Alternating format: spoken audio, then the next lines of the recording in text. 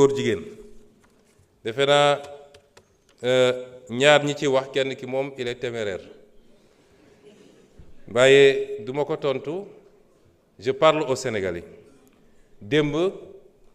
saisir naa moi-même le président de l'Assemblée nationale pour transmettre ko le projet de loi.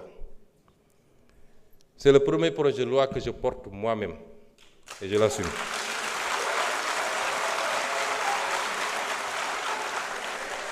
dañu wax ni li tax criminaliser ñu ko loolu ñi mu intéressé woon ñu koy xeex mën nañ ci waxtaan ku mu intéressé wul woon démb tey amoo droit wax ci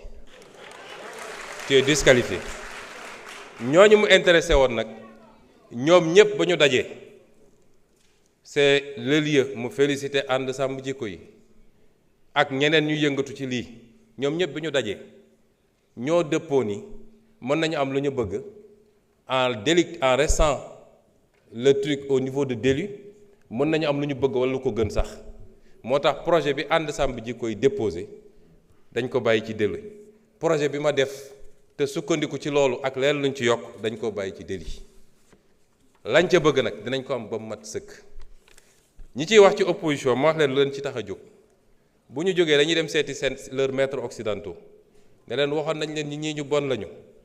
gis ngeen kii nañu ñi ngi réprimer les homosexuels ñun li ñu bañoon def ñoom ñu ngi koy def dañ koy politiquer foofu ci occidentaux yi ak ci lobby yi loolu la ñuy def gëmuñu sax li jëm ci loolu su dee temps bi dina ko permettre ma faram-fàccee la nekk ci loi bi article 319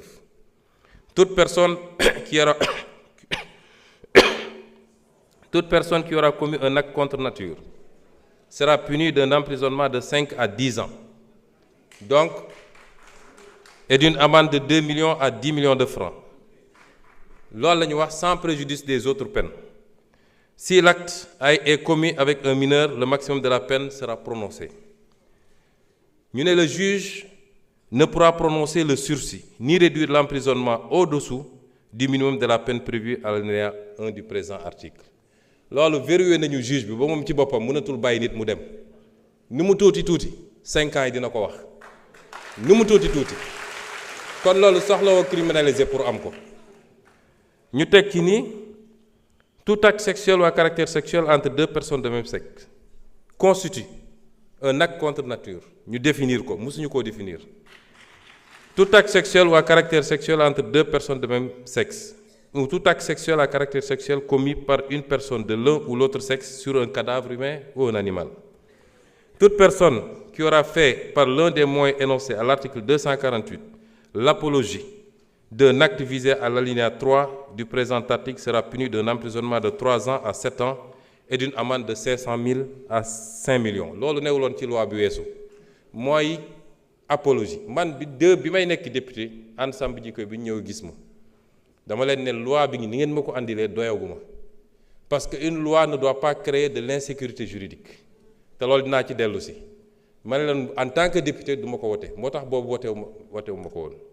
suñ ko toggaatee nag ba mu mel ni mu war a mel kenn du ma ci njëkk ñu tegaat ni kon apologie bi ñay def la ñuy def dugg ci internet bi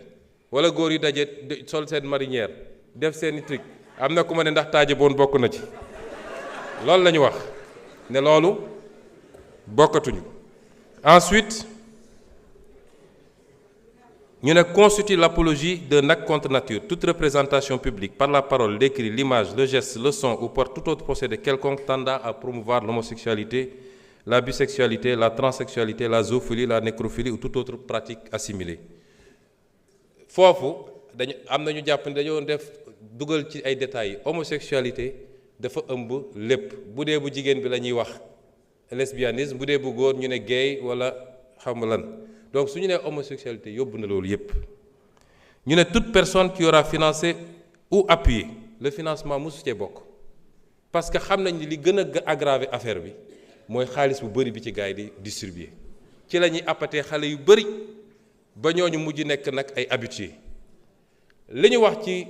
feebar bi beneen affaire la et yeneen loi ñoo ko criminaliser yeneen loi ñoo ko pénaliser kuy transmettre feebar volontairement am na yeneen loi yu ko pénaliser loolu du rek diggante ñi ñuy tuddee borom ñaari tur yi waaye diggante hétérosexuel sax nit mun na dem di transmettre volontairement moo xam góor la moo tax jigéen la moo tax il faut ñu détacher ko ñu ne donc toute personne qui aura financé ou appuyé par quelque moyen que ce soit une personne, un groupe ou une activité en vue de promouvoir ou de magnifier l'homosexualité, la bisexualité, la transsexualité, la zoophilie, la nécrophilie ou toute autre pratique assimilée sera punie des peines prévues à l'alinéa 5 du présent article. Toutefois,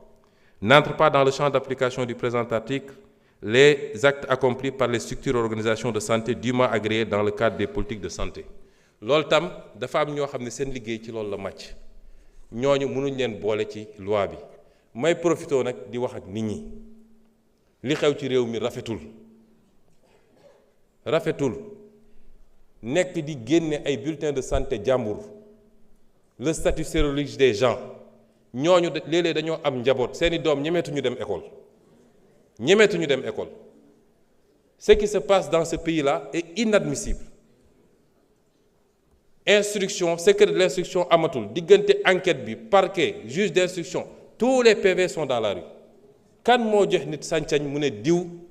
am na cancer wala am na sida wala am na lii et ça ana procureur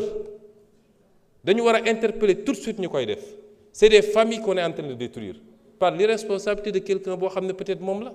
mais doomam il n'a pas demandé ça léegi bu demee école ñu ne kii papam moo dafa am sida est-ce que moom amul sida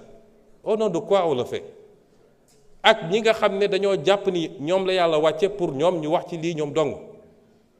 am na ci ñu jàmbaar macha allah am na ci ñu ëppal moo tax am na ci kenn koo xam ne bi ma déggee ñu ne jox nañ ko sécurité dama ne ministre intérieur dama jëli sécurité bi parce que kenn sant ko muy génne ay liste di jox ay turu jàmbur nañu waxante dëgg lii c'est une prérogative régalienne état ak ses structures ñoo koy gérer waaye xam naa liste beeg te suñu la nee andil preuve doo ko andil loolu tegul fenn nañu bàyyi loolu. ñu teg ci ni les personnes déclarées coupables des infractions prévues par le présent article seront privées des droits énumérés à l'article 34 du présent code pour une période de 10 ans à compter du jour où les peines principales sont devenues définitives. On parle ici de perte de droits civiques. Toute personne, mooy li ma doon wax léegi, qui aura dénoncé par l'un des moyens énoncés à l'article 248 l'un des actes prévus au présent article sans en apporter la preuve sera punie d'un emprisonnement de 2 à 5 ans et d'une amende de 500 000 à 2 millions.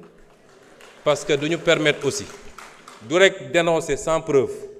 mais jóg nit romb la nga ne gis naa loxo bi daf koo damm nga dem naan damay dem këram boo ko defee yoon dal sa kaw ñu ngi leen di gërëm di leen sant. Vous avez 2 minutes de plus.